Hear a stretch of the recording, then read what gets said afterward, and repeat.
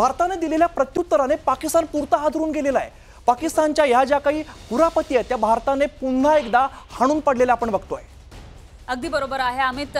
एकूणच भारतानं महत्त्वाचं म्हणजे हल्ला हा दहशतवादी तळांवर केला होता, पण तो पाकच्या मर्मावर घाव झाल्याचं दिसतंय। त्याच्यामुळे पाक हा हादरून गेला आहे। चिडलेला पाकिस्तान भारतावर हल्ले करायचा प्रयत्न करतोय।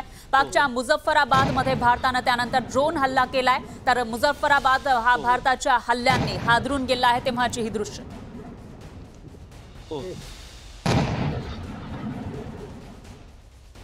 दरम्यान अमित, पाकिस्तानवरील हल्ल्याबाबत वायुसेनेचं निवेदन सुद्धा आता समोर आलेलं आहे। एकीकडे भारताकडून चोख प्रत्युत्तर दिलं जात आहे, तर दुसरीकडे भारताची ही भूमिका कशी योग्य आहे ते समजावून सांगण्याचा प्रयत्न सुद्धा भारताकडून केला जातोय। कारण आपण कोणत्याही नियमाचं उल्लंघन करत नाहीये। आपलं म्हणणं हे आधीपासूनच स्पष्ट आहे। आपली ही लढाई, भारताची ही लढाई दहशतवादाविरोधात आहे आणि दहशतवाद्यांनाच फक्त लक्ष्य भारताकडून केलं जात आहे। मात्र पाकिस्ताननं त्याचा उलटा अर्थ घेतलेला आहे आणि दहशतवादी म्हणजे तेच की काय असा अर्थ घेऊन त्यांनी भारतावर प्रतिहल्ला करायला सुरुवात केलेली होती। तर समर हवाई संरक्षण क्षेत्र प्रणालीचा वापर करण्यात आलेला आहे। समरने पाकचे सर्व ड्रोन जे आहेत ते आपण उद्ध्वस्त केलेत। वायुसेना एअर डिफेन्स नेटवर्कमुळे हल्ले परतवून लावता आलेले आहेत।